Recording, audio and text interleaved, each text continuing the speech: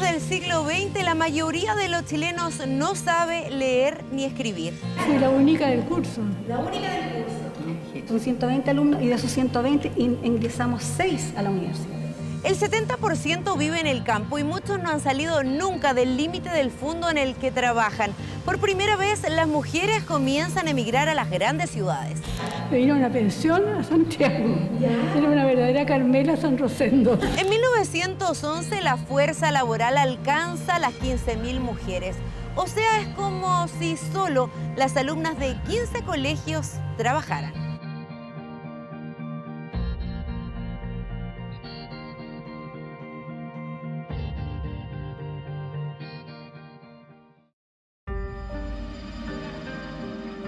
Las mujeres se dedican principalmente a las labores domésticas. Son contadas con los dedos las que van a la universidad. Seguir una carrera es solo para las más atrevidas, duramente criticadas por una sociedad machista. En aquella época las mujeres se casaban, éramos muy poquitos los que nosotros seguíamos a la universidad, muy pocos. Las que estudiaron fue contra o rebelándose contra toda esa situación de menoscabo de sus derechos. Recién a fines del siglo XIX se crean los primeros colegios femeninos. Paulatinamente las mujeres más ricas y de las grandes ciudades estudian. ¿Qué pasa con las otras?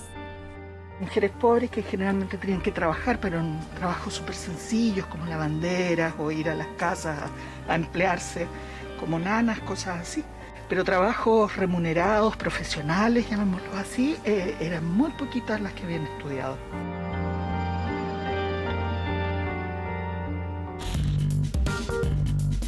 A comienzos del siglo pasado, cuando se inaugura este edificio donde está actualmente el Archivo Nacional, se hace precisamente con una exposición del trabajo femenino, de los oficios femeninos de aquella época. De eso aún hay documentos, vamos a buscarlos. Hola. Hola, bienvenida. ¿Cómo estás? Revisando los archivos de mujeres y género encontramos documentos que dan cuenta de que en 1936 el movimiento de emancipación femenina ya aboga por la igualdad de sueldos entre hombres y mujeres. Su remuneración no es ni la mitad de lo que percibe un hombre. Cuando hablamos de 1935 estamos hablando como de la primera generación de mujeres que lograron terminar sus estudios, que eran que sean enfermeras, algunas médicas, abogadas, ingenieras. Carreras como ingeniería era un imposible. Pero contaditas con los dedos de las manos. No, si había una. Ya. Doña Justicia Espada Acuña. Una. En paralelo, las mujeres de menores recursos, las desamparadas, las viudas, las que emigran del campo, se van incorporando al trabajo sin terminar el colegio. Y también las manos había que ponerlas con las reglas de vegano. Rosa, nacida en 1941, empieza a trabajar a los 15 años, tenía 11 hermanos. Mi papá lo que ganaba también a veces no era lo suficiente como para todo, digamos. Y yo como trabajaba también cooperaba. Los oficios más recurrentes: telefonistas, la industria textil, modistas, lavanderas, servicio doméstico y funcionarias públicas. ¿Cómo consigues tu primer empleo? Trabajé en Fadilana, que se llamaba. Se hilaba la lana, se hacían los conos, todas esas cosas. Ahí duré como 3, 4 años.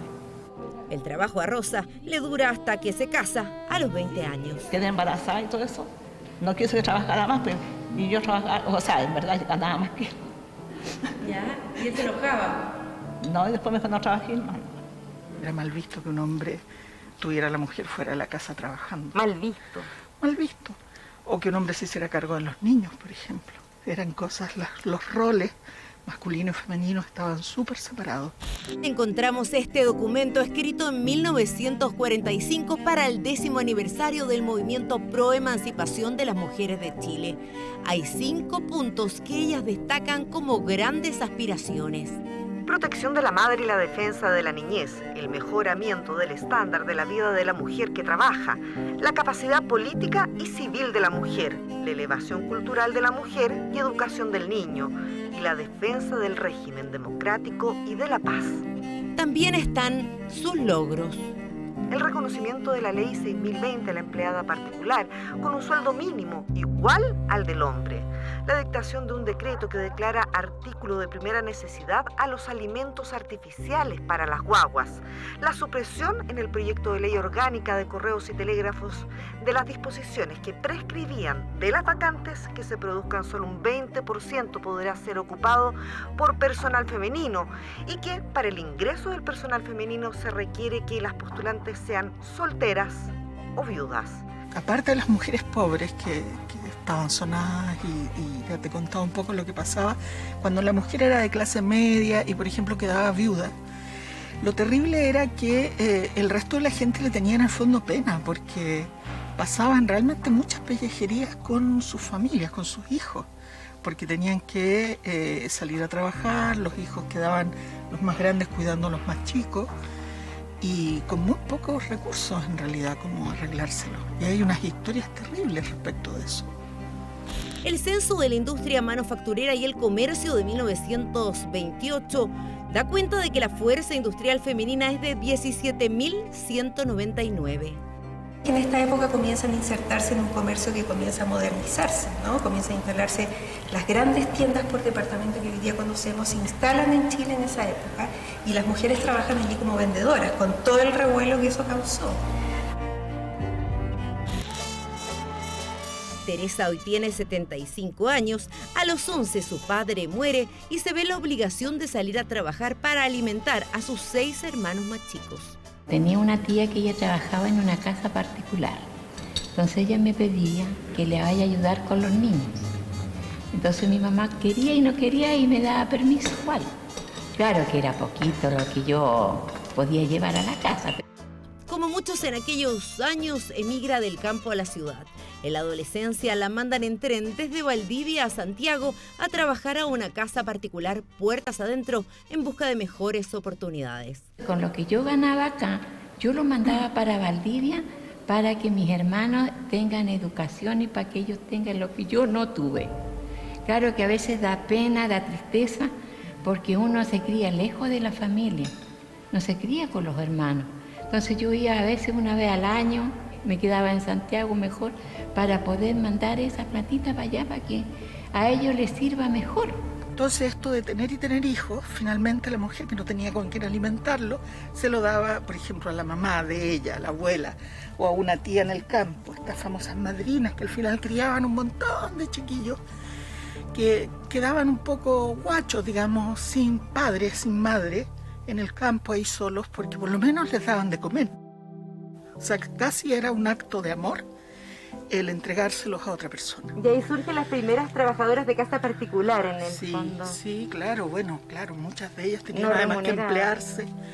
Claro, y muchas de ellas tenían que emplearse para poder mantener, pasarle plata a todas estas personas que están criándole los hijos, ¿no? Muchas señoras tenían hijos porque es que mi marido quiere. Y si no decía, es que Dios me los da.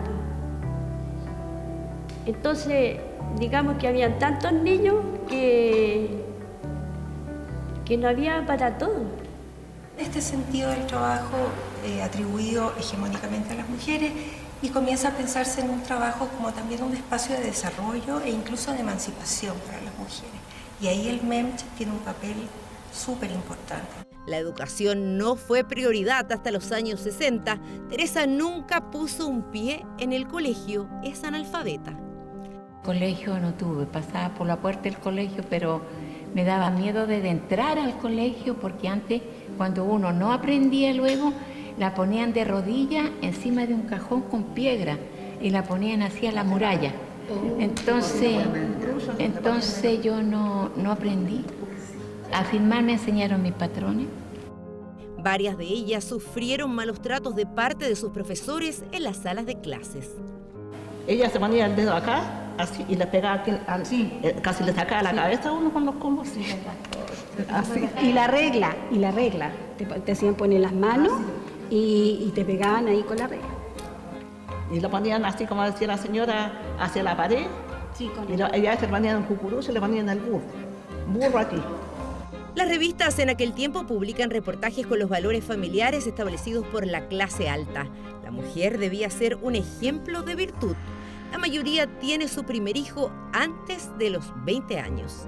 En los 30 las mujeres tenían una cantidad de hijos impresionantes. Las familias eran compuestas de más de 3 hijos.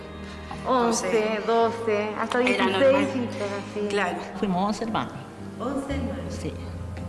Mi papá trabajaba, mi mamá no, porque fuimos 11.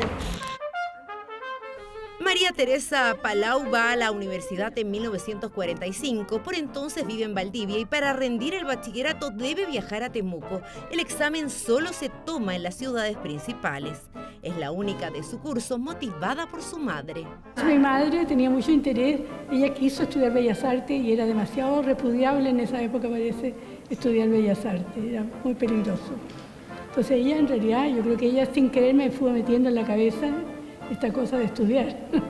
Le gustaba pintar y dibujar, quería ser arquitecto. Fui feliz a la Católica, me faltaban papeles, me faltaba la recomendación del obispo, me pidieron la recomendación del obispo de Valdivia, en ese tiempo. Entonces yo dije, ¿qué hago ahora? ¿Qué se parece a esto? Arquitectura interior esta vez había empezado en la Universidad de Chile. Y fui a la Universidad de Chile y teníamos cursos mezclados con arquitectura y separados. Y estudié arquitectura interior, que ahora es diseño. No trabaja hasta el año 70, se dedica a la maternidad y cuando su marido queda sin empleo, ella sale al mundo laboral. Lo que sí que había muchas personas que habían hecho la universidad y que preferían quedarse en la casa y cuidar su familia y cuidar sus hijos. Pero los tiempos han cambiado. Le preguntamos a Rosa qué haría hoy si su marido le pidiera que se quede en casa. Diría yo no, ahora me mando yo. Yo lo mantengo. Claro. El Archivo Nacional de Mujeres y Género sigue recopilando información, documentos y objetos que dan fe de nuestra historia, de la inmensa lucha que han dado mujeres para poder lograr la igualdad.